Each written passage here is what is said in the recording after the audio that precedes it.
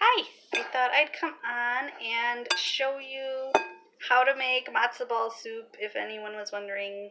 Little background, I'm not Jewish, I'm Italian, but I'm saved by the blood of the Lamb.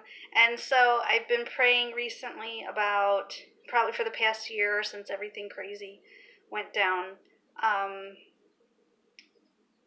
just about the Sabbath and different truths in Yahweh's Word.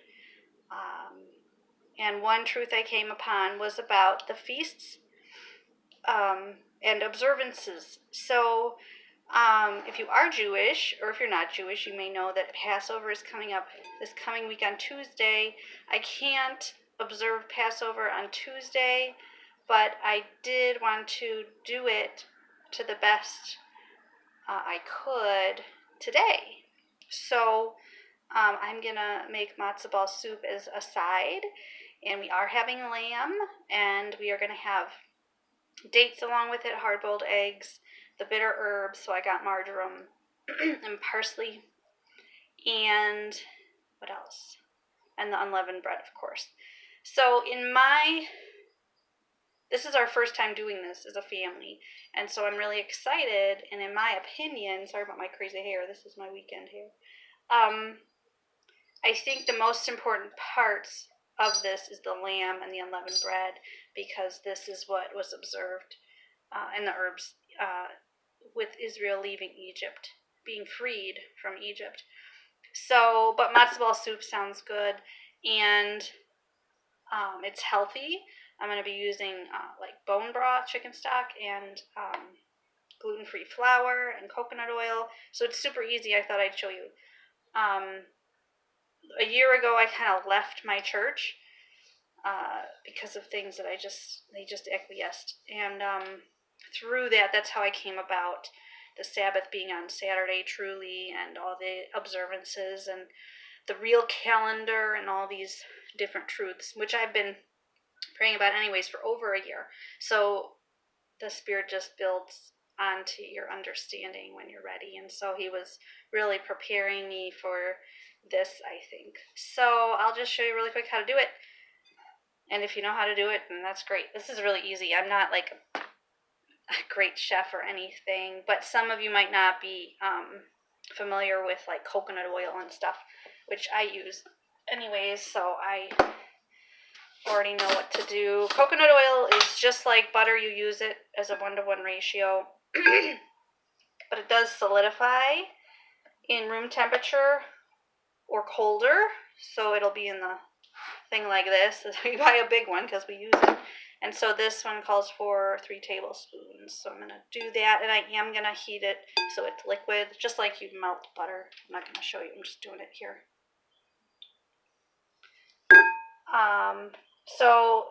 My family, my mom and dad and brother, who live in the area, are joining us. My mom is more interested in knowing about these feasts and the Sabbath.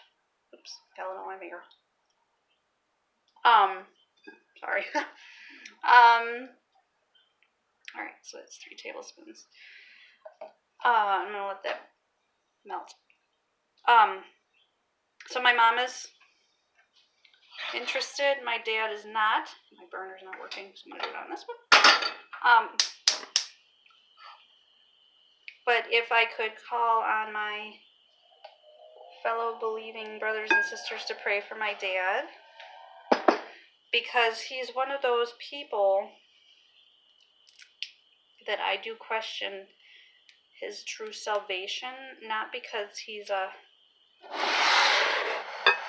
bad person per se, but he struggles with a lot, and he's been a very repressed person, I guess I could put it that way, my whole life, and before that. He doesn't have a very clear testimony, but that's beyond that. But just little things that kind of press my heart. With this whole Passover thing, of course, he's all, I call it Baptist-fied. He's taken on the Baptist legalism for the most part. And I was there once too, but the Spirit moves you into the right way. But he's very legalistic. I think he sees Yahweh as this God that if I follow his rules, and then I'm spiritual. So that's what he does.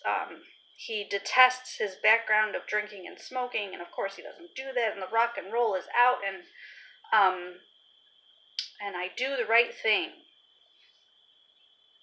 And that's how he lives. But beyond that, I know he prays. I don't know, his life doesn't reflect. He never talks about anything God may be doing in his life and things. So when this Passover, when I invited them, my mom was looking forward to it because we're going to be reading the scripture in Exodus and things and praying. And but I was texting her the other day, and I didn't know if my dad was coming, but I knew he'd come for the food. And so she talked about how he wanted to try matzo ball soup, or maybe he had it before, I don't know. But anyways, I said to my mom, he's coming for the food, isn't he? And before she answered my text, she was typing, he's coming for the food. So that kind of hurt me in a way to know my dad doesn't see the importance because he's not Jewish, and not even coming for a spiritual reason. He's coming for the food. And that's not why we're doing it. I mean, it will be good and it will taste delicious. And I didn't want to say, well, don't come if you don't have the right reasons, because I don't know what the Spirit's working in his life. Maybe this is going to be a turning point for him. So I'm asking this, and I'm kind of doing this video for asking for your prayers for his heart. He shouldn't just be coming for the food. But maybe Yah will use the food and work on his heart, because that's the fleshly reason. And the whole point in observing the true feasts, I believe, and the observances of the Hebrew calendar and Yahweh's calendar is to get away from the flesh. One thing that the Spirit taught me was Christmas and Easter and all those things that are pagan. We know they're pagan.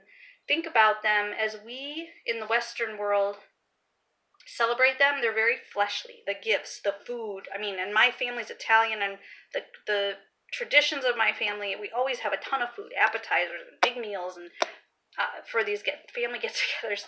And it's just, and the Easter candy. And I like candy. Don't get me wrong. I'll eat candy. But actually, Yah's taken that away. My body can't handle it anymore, so I don't have a lot to eat anymore. But that's beside the point. But all of these feasts, these pagan traditions that we celebrate as believers without knowing, ignorantly, are fleshly. And I just realize, and this is what makes me have peace in my heart about celebrating these observances,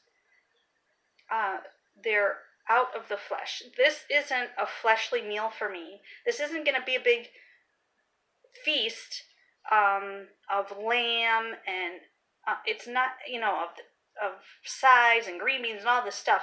We're just having a simple meal, and as we eat the meal, we're going to be talking through what the spiritual implications of them for. The unleavened bread shows, and this matzo ball soup is unleavened. It's just the flour and eggs. So I'm going to get to that.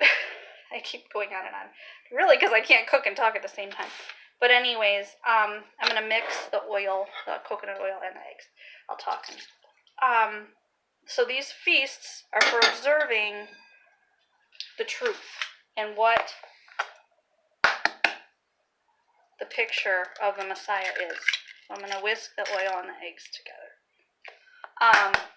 This isn't a fleshly, let's have ham and Jell-O salad and all this stuff. I'm going to wash my hands because eggs gross me out. It's not about that. We're going to have a bit of meat.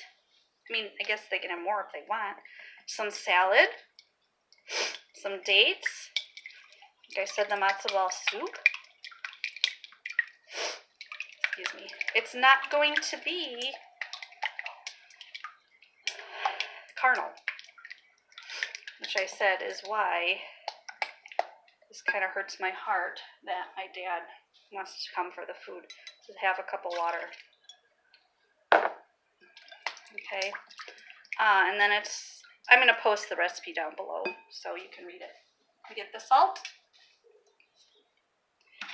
I eyeball things sometimes, so don't mind me.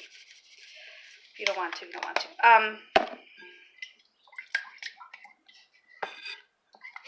Anyways, so pray for my dad and pray.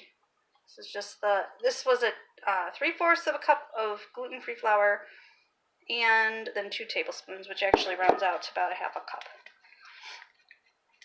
Okay. I don't know where my parchment paper went.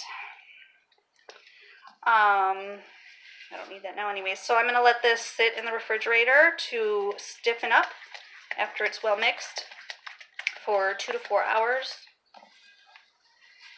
And then it's kind of like egg drop soup. So you simmer, you get some carrots, cut them up, and you make your little balls of matza. You can buy matza meal also, but this is just flour. It's the same thing. And then you simmer the balls in the broth with the carrots for about 20-25 minutes, I think it says. You can read the recipe like I said. And that's it. So it's really easy. And it's going to be good. Also, one thing about the Passover I learned is eating later the better. So we're going to eat around 6 o'clock. Okay.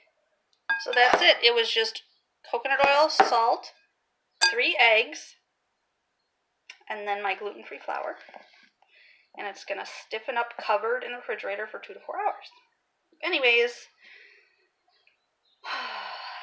yeah, it's going to be good. Passover is going to be good. It's really Tuesday, like I said, but you can start now even with just eating unleavened bread for the rest of the week. That unleavened bread, the Feast of Unleavened Bread is coming up later this week.